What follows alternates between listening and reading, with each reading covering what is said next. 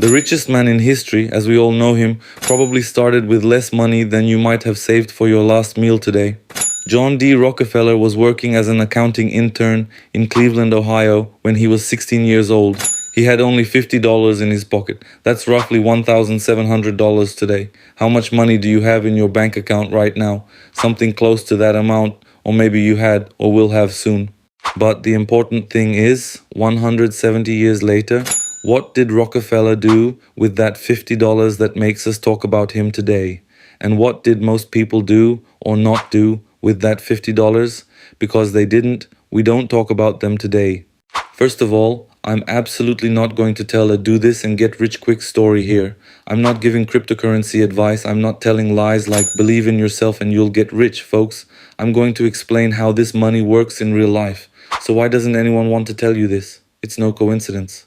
97% of the world's population doesn't understand what they're about to hear. Rockefeller's average current net worth is $340 billion. Understanding how money works, explaining how money works will only take 10 minutes. Let's get started, buddy.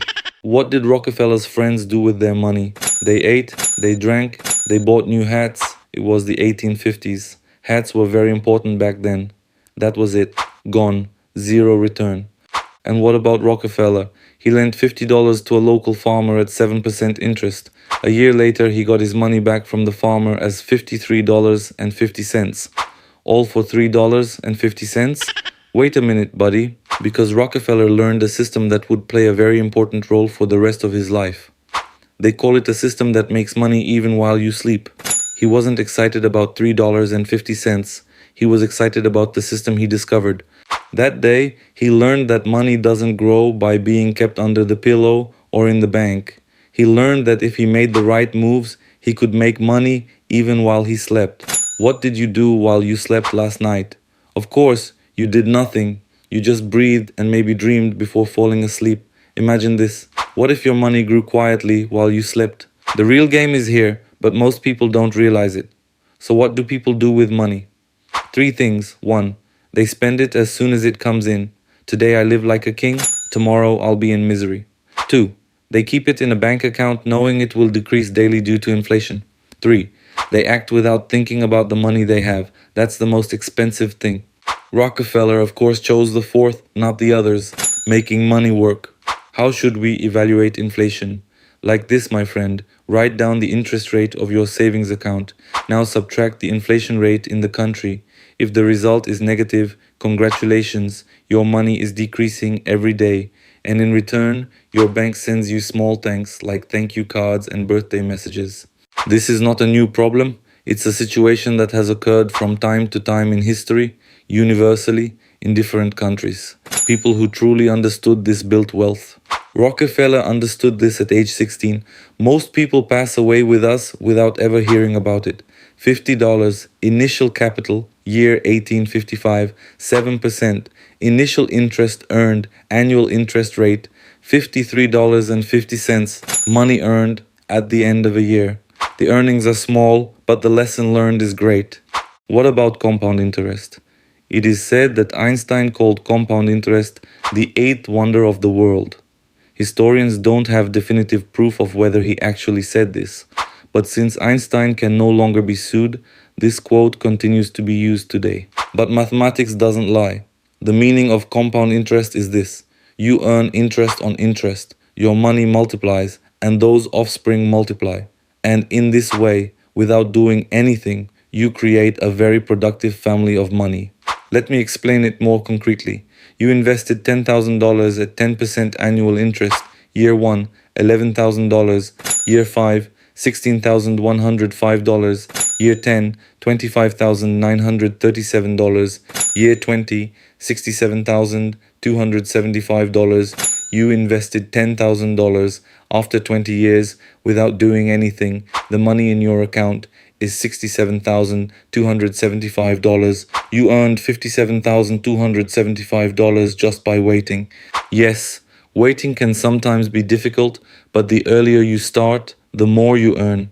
Someone who invested $5,000 in interest at age 25 will most likely earn more money at age 65 than a 40-year-old who saved $5,000 every year. This isn't motivation, this is math, my friend.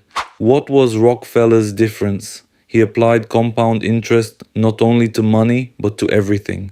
Every business relationship grew like compound interest. He treated every lesson learned, every strategic partnership, knowledge, skills, and network as capital and growed it. He didn't leave anything idle, he growed it over time like interest. Like a snowball effect. At first, small actions are underestimated, but over time, they grow like an avalanche, unstoppable. What you want to do is now up to you, my friend. What was the most entrepreneur's mindset? Find the product, sell the product, make money. What was Rockefeller's way of thinking? Who controls every step from beginning to end? While others were fighting to drill more oil, Rockefeller had other questions on his mind. Who will transport it? Who will refine it? Who will store it? Who will distribute it? Then he went and bought it all. Standard Oil was at the top of the US oil market. It controlled 91% of the market. He wasn't the one who found the best oil. He was the one who owned the pipelines, the refinery, the railway contracts, and the distribution network. His competitors could, of course, find as much oil as they wanted, but they had to come to him to access the market. He didn't become the best player, he created his own game. Does that sound familiar to you? Jeff Bezos did the same thing 150 years after Rockefeller. He started by selling books on Amazon, then he bought the warehouses, the logistics networks, and the cloud computing infrastructure. Now, even if you shop on Amazon, you're a Bezos customer. Even if you sell on Amazon, you're a Bezos customer. Even if another company runs its website on AWS, it's still a Bezos customer. What a system. I think it's great. What's the lesson we should learn from this? Most people spend a large part of their lives working within systems that make money for others. Rockefeller and everyone who achieved great fortune after him spent their lives building systems in which others worked. Being an employee is naturally not a bad thing, but we need to understand the difference between renting out your time to others and owning a system. Once you understand this, you will have taken the first step towards understanding which side of the equation you are on and going in the direction you want. Production to transportation to processing to distribution control. One step and be a business. Control all four and be Standard Oil. Then the government will tear you apart with antitrust laws, but that's the problem when it's worth $340 billion. Not today, friend. Let's say you went to school for an average of 12 years. I don't know if you got a profession or not, but you learned some equations, memorized the periodic table and the multiplication table. But did anyone explain compound interest to you? Did anyone explain the difference between assets and liabilities? Did anyone teach you how to read a balance sheet, evaluate contracts, or construct an income stream? Most likely no, my friend. According to OECD data from 2023, 72% of young people aged 15 to 18 cannot explain what credit card interest means. The same group knows trigonometric formulas by heart that they will never use again in their lives. This is no coincidence. Real financial literacy is missing from most school curriculums worldwide. Why not? Because it's complex? No, my friend, it's actually much simpler than math. But a society that has learned financial literacy makes very different decisions than a society that doesn't. Those who are literate ask, what is the real cost of this loan? Those who are illiterate sign. Those who are literate ask, is this an asset or a liability? Those who are illiterate simply buy. Those who are literate ask, who gets rich from this system? Those who are illiterate are busy being the system itself. The Rockefeller paradox. Rockefeller left school at age 16. He had no diploma. His resume didn't include a prestigious university, but he knew the system, interest rates, and cash flow better than most economists of his time. He learned this by practicing it himself, not in school. He was obsessively attentive to how money moved. Some, perhaps even you, might think that there were more opportunities because Rockefeller lived in America. But that doesn't mean these things are no longer valid. Rules don't care about geography or which century it is. Compound interest works the same way in Tokyo as it does in Madrid. Let's support this with historical evidence. It's 1990 and Brazil is fighting hyperinflation. Imagine this. Prices were rising so fast that supermarkets were changing price tags several times a day. Many people's savings evaporated. A small group, however, invested their money in fixed assets, foreign currencies, and income-generating businesses. This group not only survived, but also became stronger. The same crisis, the same country, the same time, but different results. This difference wasn't due to chance, but to different perspectives. A storm doesn't discriminate, but it does require preparation. My friend, no matter where you are in the world, these three things are true. 1. Your money will grow or shrink.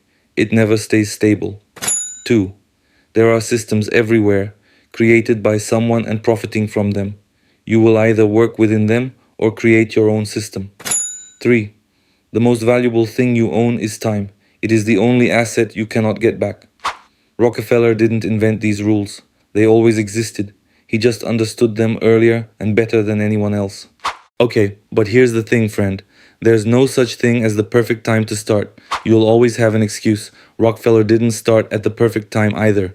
In 1855, America was on the brink of civil war, yet he didn't stop, because the worst decision is not to decide at all, and time doesn't like those who wait. The difference between Rockefeller and others wasn't intelligence, luck, or timing. He did the same thing again and again, consistently, for years.